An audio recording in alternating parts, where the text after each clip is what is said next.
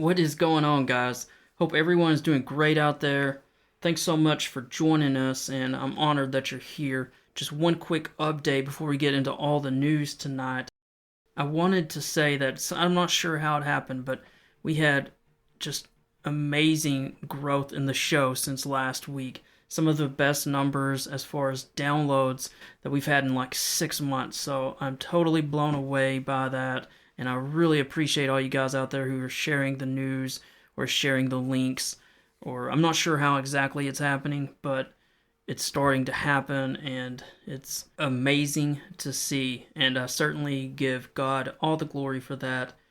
Just blown away by it, honestly. Also, just a reminder, we have timestamps in the episode notes, so if you want to jump forward to certain sections, I do my best to kind of provide a table of contents so you can jump forward if you wish. Although, honestly, it's a podcast, and it is as well designed as I can possibly do to make it something that you enjoy, and I hope it's something that you listen to the whole thing while you're out for a walk or a jog or driving to work, or if you're in one of those office environments where you can work, or construction sites or whatnot where you can listen to it. I hope you listen to the whole thing. That's the way I try to design and lay out the show, but either way, I'm not going to give you a hard time if you want to jump to some future section in the show. We've got to begin with the big news coming out of Ukraine this week. Russia has broken through Ukraine's defenses near Kharkiv. That is in the northeastern part of the country. This is land that Ukraine took back about a year ago, and Russia has broken through and is advancing some of the outer towns near Kharkiv.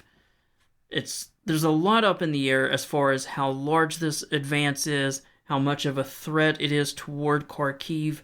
Kharkiv is the second largest city inside Ukraine. It's a huge city, and they're trying to get closer, the Russians are, so that they can bring Kharkiv into artillery range, which would be horrific for Kharkiv.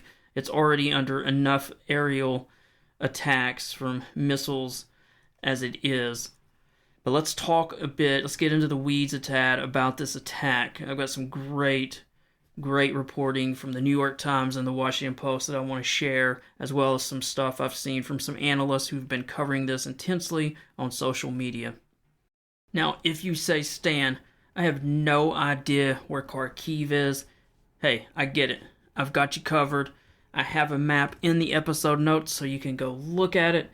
It's basically, again, as I said, if you imagine Ukraine as essentially a rectangle, this is in the right-hand side of the rectangle toward the top. So it's the northeast, or like I said, you can go look at the map. But Russia was able to hit this area from Russian territory. So this is actually along the border in an area that Russia hasn't tried to advance through for at least well over a year.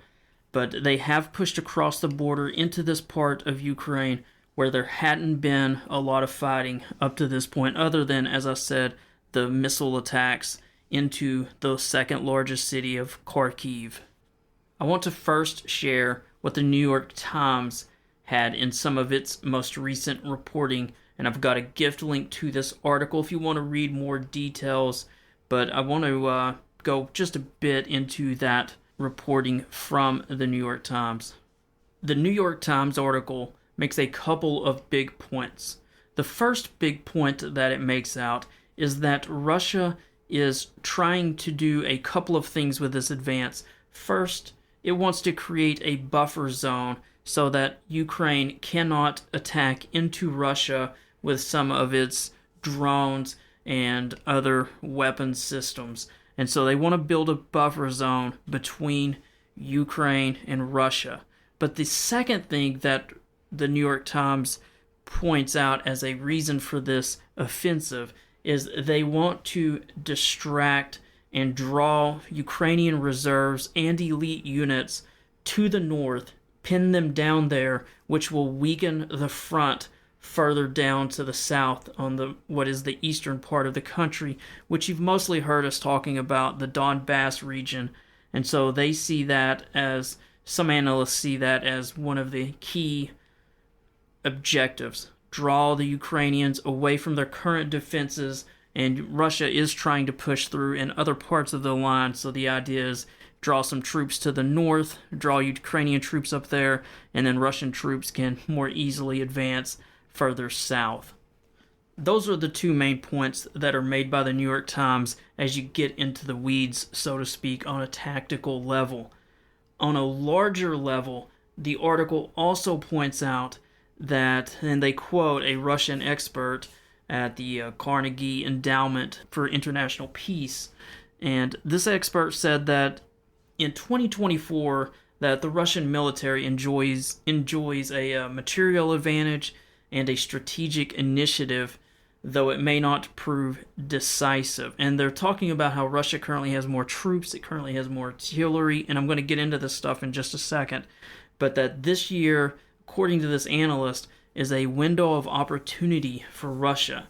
But if it can't turn these advantages into battlefield gains and generate momentum, then there's a fair chance that this window will close as we enter 2025. Again, that's an analyst from the Carnegie Endowment for International Peace who gave those comments to the New York Times.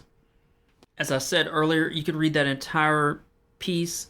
There's a gift link in the Substack notes. I really appreciate one of the listeners, David, sending me that article and that gift link, and I'm sharing that with you guys.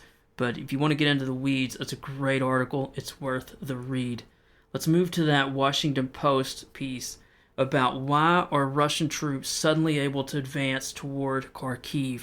Now, this will be a gift link as well if you want to get into the weeds on this, but I'm going to summarize some of the main points from that article so that you get the broad view, and then you're obviously welcome to go read it as well. So why the sudden success by the Russians up here? Now, this article was written by Max Boot, who's an opinion writer, but obviously covers foreign affairs and has done so for a long time, been a player in the field, and he mentions quite a few things that are happening. First of all, he says the Russian forces are better now than they were in the early days of the war, when they couldn't seem to do anything right. They have been adapting to battlefield conditions, he says, and they're just doing things better, including even using motorcycles to advance rapidly toward Ukrainian lines instead of slow-moving tanks and armored vehicles that are pretty easily picked off by drones and Ukrainian artillery. Another thing that's happening is the Russians are using heavy glide bombs, and they're launching these from inside Russian territory, from Russian aircraft, and they have these extendable wings on these bombs, and so these bombs glide for large distances, and they're very hard to shoot down, and they're very powerful. And so Russia's been increasingly using these heavy glide bombs, and these are just destroying Ukrainian lines. They're hitting homes, towns, obviously apartment complexes. They're very powerful. One other thing Max Boot cites is that Russia's electronic warfare systems have been doing better at jamming Ukrainian drones and rockets. So that's something that I haven't seen a lot of people mention. I've seen some on social media, but it hasn't really made the more larger newspapers. But that's one of the first times I've seen that mentioned.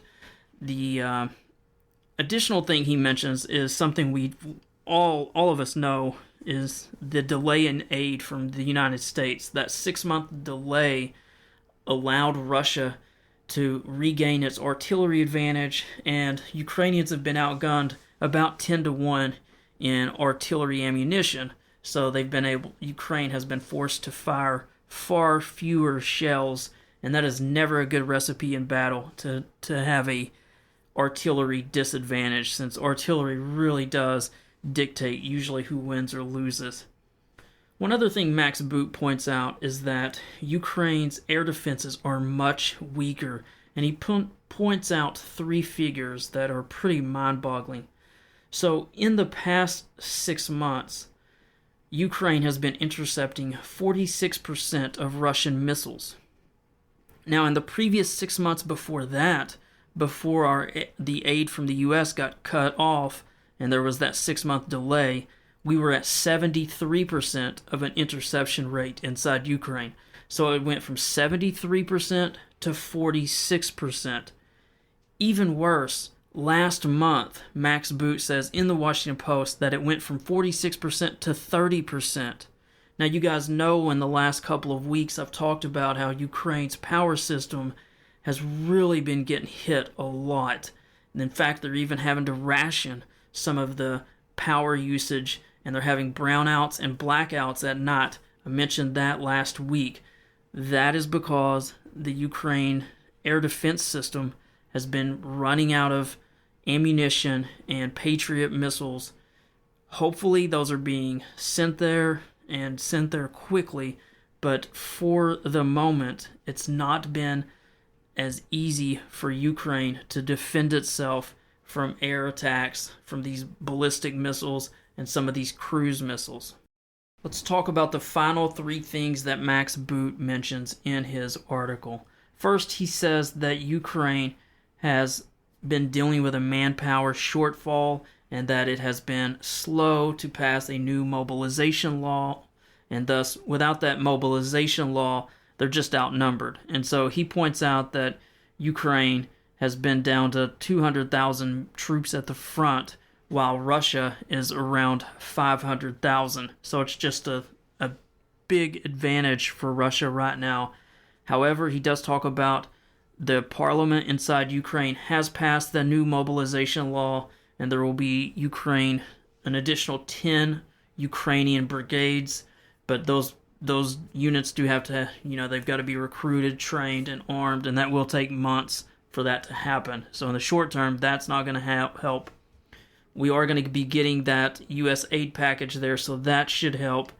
He also mentions that Ukraine did not do a good job of fortifying its borders and front lines because that area had not seen much fighting. Ukraine was a little lackadaisical, and so there were not good fortifications. There were not good minefields.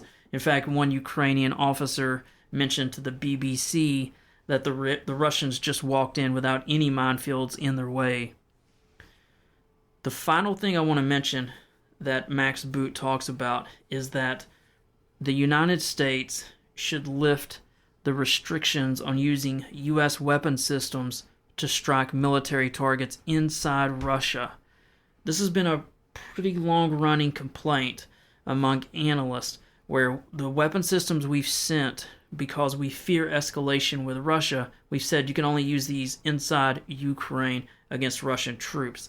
Well, as he points out, it's very challenging when you might see across the border units beginning to form up, get into formation, begin to plan their attacks, and you literally can't shoot at them until they come across the border and make that attack happen. Now, there is some good news on this front, and I want to move to that next, because it looks like, perhaps because of all this pressure, perhaps because of this small breakthrough, I'm not sure exactly why. It might even be perhaps because the United Kingdom said in the past couple of weeks that UK weapons can be used inside Russia, but it could be that a shift in US policy has finally taken place. So let's move to that right now. I want to play for you a short clip from the Secretary of State, Antony Blinken, and he literally addresses this topic. Here's what he's saying. As of Wednesday, May 15th, and it's way different than what's been said for the past year and a half. We have not encouraged or enabled strikes outside of Ukraine, but ultimately, Ukraine has to make decisions for itself about how it's going to conduct this war, a war it's conducting in defense of its freedom, of its sovereignty, of its territorial integrity, and we will continue to back Ukraine with the equipment that it needs to succeed. To me, that certainly sounds like a shift, and a lot of analysts have said that's a shift. In fact, even a month or so ago, the U.S. was getting onto Ukraine for using Ukrainian drones to attack Russian oil facilities with Ukrainian weapons. We were telling them, don't do that. This could escalate. This could be bad. I think I covered that, but that has been well reported across multiple media outlets And so it does seem to me like this is perhaps a shift, and for Ukraine, it's not a moment too soon.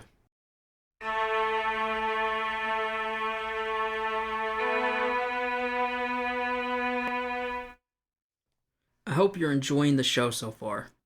If you haven't figured out the format of the show or what I'm about, let me just briefly explain it. Every week I do three things. First, I cover defense news and hot spots happening around the world that could affect our country. Secondly, I work to unite the nation and make you feel better and more optimistic about the country's future. And then finally, at the end of each episode, I share some motivation and inspiration because we all can use a little of that. I also, during that section of the show, recognize a Medal of Honor recipient. If you enjoy the show, you can help support it. As you know, we have no sponsors or commercials, but for $5 per month, you can help me grow this into something bigger. I will be completely honest and transparent here. I work a full-time job that I actually do enjoy, but I feel almost compelled to do this. I feel like we need to unify this country. I feel like there are people that need some optimism, some motivation, some inspiration. And honestly, I feel like there are some people who need God. I don't want to push that too much, but I also don't want to shy away from that. The honest truth is, when I'm not working or spending time with my family, I feel drawn to do this. I would love in a perfect world to devote myself to this full time, but there's absolutely no pressure. I'm going to continue doing this whether there are a ton of supporters or not, just in my free time. So if you would like to grow this into something better, if you would like to support, if you think what I'm doing is important, you would like to see this effort flourish, then definitely sign up. I know that I could make these better with more time and with better quality and more preparation. Perhaps I can reach more people. So there you have it. We are in a public square. I am performing as best I can with the instrument that I have and with the amount of time that I've been able to devote to this. And there is a bucket sitting in front of me. If you want to throw a few dollars in, that would be awesome. If you don't, I will be here next week performing again. All the details for how to do this are in the episode notes on my Substack page, or you can also do so through Patreon.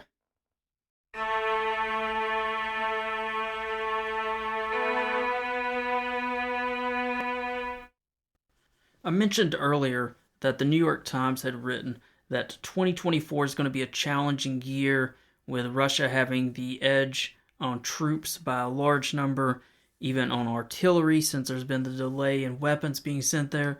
And honestly, even with a presidential election coming up in November, with a chance that President Trump could be elected, and he has been more pro-Russia on some of his stances and has said that he will end the war. So this is not the greatest of time for Ukraine. And so I wanted to provide the counter view, a more positive view, if you will, from what the administration is saying. And Secretary Antony Blinken, I know I just quoted him a moment ago, but he was in Ukraine itself this week, and he provided the counter view that time is actually on Ukraine's side. And I just want to play his answer or his thoughts on this because they're pretty, there's something to think about for sure. In fact, Russia's been losing the battle to control Ukraine's destiny for 20 years. And Putin has it wrong. Time is on Ukraine's side. Because with each passing month, the work we're doing together moves Ukraine closer to membership in the European Union and NATO. With each passing month, Ukraine signs more bilateral security agreements, ramps up its defense industrial base, churns out more advanced weapons, strengthens its economy, consolidates its democracy. As the war goes on, Russia is going back in time. Ukraine is moving forward. I wanted to share one other thing before we get off of this topic, and that is I heard someone else again this week talk about how Ukraine should just put together a peace deal with Russia and end this war so that there'd be way less people dying on both sides. And I heard that and I almost just wanted to pull my hair out because, just in case you have forgotten, this war actually first began back in 2014. 2014, when Russia invaded the Crimean Peninsula. 2014. And the same person was talking about corruption inside of Ukraine, was talking about Zelensky. People, Zelensky wasn't even the president back then. So it's like this isn't something that just started because Zelensky became president. This goes way back. And for those who say, well, we should have a peace deal, Russia has broken dozens of peace deals. Every time Russia negotiates a ceasefire or peace deal with Ukraine, all they do is position more troops, move more supplies to the front, and plan their next invasion. This is the third invasion since 2014, so I'm not sure how to make it more clear, but I thought this short clip from Senator Mitt Romney, who's obviously a Republican on the Foreign Affairs Committee with the U.S. Senate, he talks about some of these things that I think is just important to hear. So I'm going to play that. I find it hard to understand an argument that suggests that we would not stand with a sovereign nation, that we have committed to help support their sovereignty. We agreed to do that back in the 1990s when they gave up their nuclear weapons. For us to walk away from that and to walk away from the defense of freedom strikes me as being a very bad miscalculation on the part of our nation if we were to do that, in part because we do well in a world where there is freedom and democracy and where people can buy our goods and services. We've done well as a nation over the last 25, 30, 40 years, and walking away from like-minded people would be a mistake. Well, you're on the Foreign Relations Committee. You watch these international events happening all the time. You're briefed by experts. I'm curious about your opinion here. There's an expected Russian offensive this summer. Are you concerned about how Ukraine might perform then? Well, there's no question but that Ukraine is going up against a massive superpower. And is an underdog. There's no question about that. I think a lot of people, even in our own government, felt that Ukraine would collapse in the first few days of the Russian invasion. But they have performed extraordinarily well. Their leadership was strong. Their people were determined and courageous. And all they're asking for from us is the weaponry that in many respects we promised we'd provide. And it's in America's interest to see Vladimir Putin get the message. You can't invade your neighbors. And if you do invade, there'll be consequence. I can't tell you that the battlefield will be won by Ukraine, but I can tell you that if we were to shrink from providing support to a nation that wants to defend itself, then no nation in the world would believe us anymore. And Russia would invade their neighbor, another neighbor, Poland, a NATO nation. We'd be committed at that point to send in troops to help defend Poland, other NATO nations that Putin might invade. So keeping our own troops out of harm's way is a high priority. Let me end with one other bit of good news for Ukraine this week before we shift to some other news. It has been announced that Germany will be buying 3 of the HIMARS weapon systems. As a reminder, the HIMARS weapon system are those long-range rocket-firing systems that can fire and then move. They have been a very deadly weapon inside Ukraine. Of course, they're made in America, and even though they're some of our older weapon systems from almost 30, 40 years ago, they are very effective. And Germany's going to buy 3 of those and then give them to Ukraine. It's a $30 million deal. And initially in the reporting, this was part of a plan to find a way to provide weapons to Ukraine while there was congressional gridlock in the U.S. But now that we've passed the Ukrainian aid bill, Germany said it decided to keep the plan in place and go ahead and buy those 3 HIMARS multiple launch rocket systems for Ukraine. So that's some great news for them. Let's move from Ukraine news to some U.S. news. I wanted to cover briefly a story that U.S. troops will be withdrawing from the country of Niger in the continent of Africa. We're going to be pulling out about 1,000 U.S. combat troops. This will be happening over the coming weeks and month or two, although the article in Politico says that it could still potentially change as congressional negotiations are ongoing. Now, in Niger, the military there had a coup and they overthrew the government that we had an agreement with, and so that was a bit of a serious hiccup to a U.S. partnership with Niger that had been seen as a pretty strong counterbalance to Russia's growing influence in the region. And so, unfortunately, there was a military coup, and since that time, Russian forces, including members of the Wagner Group, which made its name inside Ukraine primarily, but the Wagner Group have been flown into the country. Somewhere between 60 to 100 Russian fighters have been living, in fact, at the same airbase as Russian troops in the capital for weeks. So that's been making the news a little bit, but again, this could change, but at least for the moment, it appears the 1,000 troops will be leaving,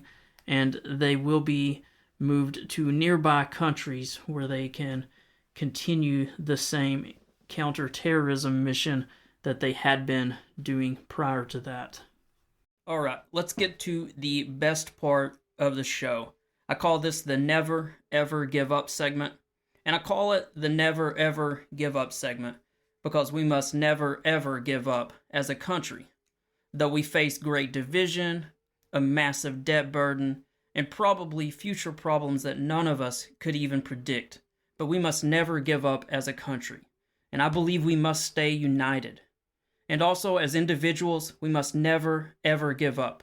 We've got family and friends counting on us. So in this section, I'm going to share some motivation to help encourage you. I'd like to begin by honoring a Medal of Honor recipient.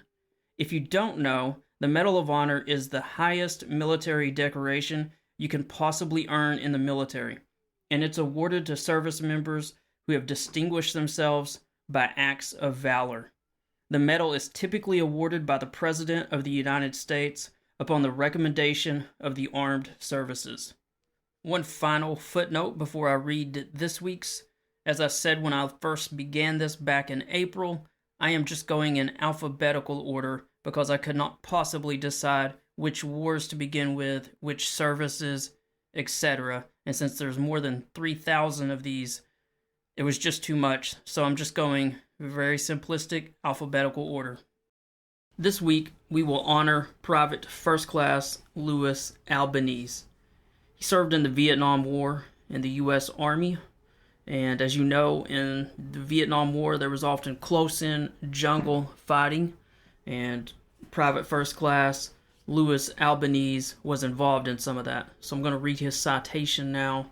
It's pretty incredible what this soldier did for the men in his platoon. This is his citation. For conspicuous courage, at the risk of his own life, and beyond the call of duty, Private First Class Albanese platoon, while advancing through densely covered terrain to establish a blocking position, received intense automatic weapons fire from close range. As other members maneuvered to assault the enemy position, Private First Class Albanese was ordered to provide security for the left flank of the platoon. Suddenly, the left flank received fire from enemy located in a well-concealed ditch. Realizing the imminent danger to his comrades from this fire, Private First Class Albanese fixed his bayonet and moved aggressively into the ditch. His action silenced the sniper fire, enabling the platoon to resume movement toward the main enemy position. As the platoon continued to advance, the sound of heavy firing emanated from the left flank, from a pitched battle that ensued in the ditch when PFC Albanese entered it. The ditch was actually a well-organized complex of enemy defenses designed to bring devastating flanking fire on the forces attacking the main position. PFC Albanese, disregarding the danger to himself, advanced 100 meters along the trench and killed 6 of the snipers who were armed with automatic weapons. Having exhausted his ammunition, PFC Albanese was mortally wounded when he engaged and killed 2 more enemy soldiers in fierce hand-to-hand combat. His unparalleled actions saved the lives of many members of his platoon who otherwise would have fallen to the sniper fire from the ditch. His actions enabled his platoon to successfully advance against an enemy force of overwhelming numerical superiority. Private First Class Albanese's extraordinary heroism and supreme dedication to his comrades were commensurate with the finest traditions of the military service and remain a tribute to himself, his unit, and the U.S. Army. Wow. Sometimes you read stories like this and it's just almost overwhelming that someone could be so courageous to charge forward alone with a bayonet, fighting until his ammunition is completely exhausted, and then continuing to fight, and in the course of doing so to sacrifice your life for the men around you. It's just, you read stories like that and then you see the kind of leaders we have today, and it's just sometimes a little, it's just a lot. As I say every week, I share these Medal of Honor stories to remind us of the sacrifices that have been made through the nearly 250 years of American history. Through so many major wars, more than 1 million Americans have sacrificed their lives and died, getting us to this time and place in our history. In wars such as the American Revolution, the War of 1812, the Civil War, World War I, World War II, the Korean War, the Vietnam War, Desert Shield, Desert Storm, then following September 11th, Operation Enduring Freedom in Afghanistan, Operation Iraqi Freedom, and these were only the major wars that I've listed, and I know I overlooked so many smaller conflicts. In all, more than 41 million Americans have served over the course of our nation's history, and as I said earlier, more than 1 million have died. Tens of millions have been wounded or had their lives shattered. So I think it's always important that we remember these facts, particularly when we have people regularly saying that we face a potential civil war, or that we should split up our country because of whatever the latest culture war is, or any other number of silly reasons. I think our grandparents and our great-grandparents and those who came before them would be dumbfounded to think we could rip apart this great nation over such trifling issues. Now, let's share some motivation to make sure that we never, ever give up in our own personal lives. And, of course, if you're a regular listener, I also speak about never giving up when I discuss PTSD at the end of the show. But for now, let's just talk about some motivation, and we've got some great ones this week. Here is the first one, and it's a good one, just something to think about. It's just simply a quote, but the quote is, "I saw that you were perfect, and so I loved you. Then I saw that you were not perfect, and I loved you even more." It's pretty deep, isn't it? I saw that you were perfect, and so I loved you. Then I saw that you were not perfect, and I loved you even more. That is just something great to chew on if you're in a relationship or you're married, or, let's not be frustrated or short of patience with those whom we love. They indeed are not perfect, but you can love them all the more for it. Here is the next one. Some of life's best lessons are learned at the worst times. Again, that's another quote. Some of life's best lessons are learned at the worst times. Here's another one. Patience deepens practice. Practice deepens patience. It's another good quote. Again, patience deepens practice. If you're patient, you will practice more effectively, and then as you practice more effectively, you will become even more patient. This next one is another great quote. You can't go back and change the beginning, but you can start where you are and change the ending. Such a good one. You can't go back and change the beginning, but you can start where you are and change the ending. It's a good one. Here's the next one. Train your mind to be stronger than your feelings. Again, train your mind to be stronger than your feelings. It's like the old quote, I've said it a few times, but when you wake up in the morning, you may not feel like doing anything, but if you get moving, you drink some coffee, you take a shower, then you're feeling a little more ready for the day. Nothing's really changed in your world. Your feelings are a little bit altered, but your mind needs to be stronger than your feelings, because if you just laid in bed thinking, I don't feel like doing anything, then you're going to end up in bed for the entire day. All right, here's the next one. Start where you are, use what you have, do what you can.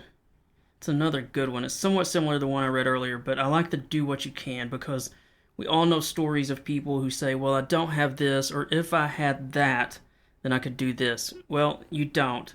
So use what you have and do what you can. This next one's about habits. An unproductive minute can turn into an unproductive hour. An unproductive hour can turn into an unproductive day. So always be aware of your actions and do what you actually have to do. And this next one's about doing what you love, as far as whatever dream you're chasing. If you don't love it, you'll never be great at it. Do what you love, be devoted to your craft, show up and do the work one day at a time. This next one is about mindset. Before you can succeed, you have to believe you can succeed. Again, before you can succeed, you have to believe you can succeed. This next one's about protecting your dream. Guard your big goals from small thinkers. Man, that's so good. Guard your big goals from small thinkers. And this next one's it's so simple, but so good. The quote is, it's a slow process, but quitting won't speed it up. That is just so good. It is a slow process, but quitting won't speed it up. I always like to share a few from the Bible, because this book has become such a source of strength and wisdom and calm for me during the past year. And I hope by sharing a few verses, it might help encourage you to get into the Bible yourself, because I think it will really help you. And honestly, if you were like me and you'd spent years and years reading self-help books, meditating, Buddhism, whatever it was that you've been doing, and it's still not working, then I say, why not try something else? We know that the definition of insanity is doing the same thing over and over, expecting a different result. So if you've never cracked open the Bible, I invite you to try it. In fact, I almost double dog dare you to try it. Because if it's all fake, if it's all not real, then it should have absolutely no effect on you. If it's just another lame self-help book, then you have nothing to worry about. You've tried everything else, so why not try this? And I think if you do, you'll see that the Bible is the handbook for your life. I think you'll find it speaking to you, because it's not just ancient words, it's the wisdom of God. And if you need hope and purpose, if you're really drowning and feeling lost, then you need more than the self-help quotes I shared above. You need God. And one of the best ways to find Him is in the Bible. You don't have to go to some church you're nervous to visit. You can start learning about Him from the safety of your home by simply reading the Bible, either in print or on your phone through a Bible app. Here is the first one. It is from the book of Hebrews, chapter 13, verses 5 through 6. Keep your lives free from the love of money, and be content with what you have, because God has said, never will I leave you, never will I forsake you. So we say with confidence, the Lord is my helper, I will not be afraid. What can mere mortals do to me?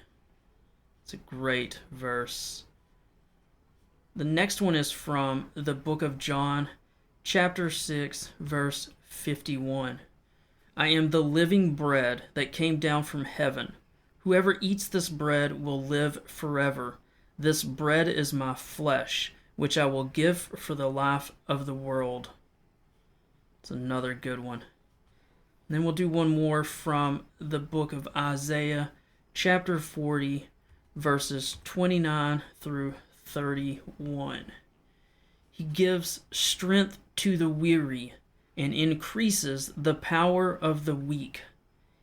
Even youths grow tired and weary, and young men stumble and fall. But those who hope in the Lord will renew their strength. They will soar on wings like eagles. They will run and not grow weary. They will walk and not be faint. Thanks so much for joining us this week. I hope as you go through this week that you act a little nicer on social media and in the world as well. Smile at folks in the grocery store, do small acts of kindness, and remember that most Americans are good, and they will help you in an emergency, even if you don't agree politically. Now, I have to finish with two things. I want to say a bit about myself and my books in case you're new to the show, and then I need to say some words for those struggling with PTSD or mental illness, especially since veterans are at a 57% higher risk of suicide. First, a bit about myself and my books. I am a military vet. I spent 4 years in the Marine Corps, all of that time in the infantry, and yes, that does matter. After my enlistment, I went to college at the University of Tennessee. I became a journalist. I spent more than 10 years in the news business. Besides all of that, I've also written 12 books. Those books include a series about a Marine Corps sniper, several novels about a police detective and a private investigator, and a few books about war, such as World War II and Afghanistan. Basically, these are all fast-moving books with lots of action and plot twists, because those are the kind of books I've always enjoyed reading. You can find all of those books in the link in the episode notes, or you can look on Amazon by just searching my name, Stan R. Mitchell. Buying a book, telling a friend about a book, or buying one as a gift for someone, friend or loved one, is a great way to help support the show. And in all seriousness, they're pretty highly rated, and I've been very fortunate to have sold 70,000 copies to date. And I promise you, even though I live in Tennessee, I do not have that many cousins. The second thing I need to talk about is PTSD and suicide for just a moment. This isn't just for our veterans, although I know PTSD does seem to affect veterans at a much higher rate, but it's for anyone. We can all get in a really low spot, but we have to remember that it's a season. It's a valley. If you're having serious issues, please call 988-SELECT-1. You can talk to a crisis line responder anytime, day or night. Whether you're a civilian or a veteran, it doesn't matter. But I do know this is hard to do, and I know most of you won't, so I have to be a little mean here. The fact is that when we had a drill instructor in boot camp pushing us, or maybe a tough coach back in high school, you know that you can go further than when it's just yourself pushing you. So I'm going to be that person.